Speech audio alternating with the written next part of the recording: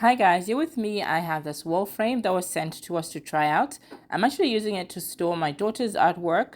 This one on display is from when she was in pre-K and now she's in 4th grade. We've been saving the best pieces and this frame is perfect for that. In the back, you can either stand it up or hang it. It gives you both options, so vertical or horizontal, or you can just place it on a dresser like I did. Opening it is really easy. It's magnetic and inside there are elastic bands that hold all the papers in place.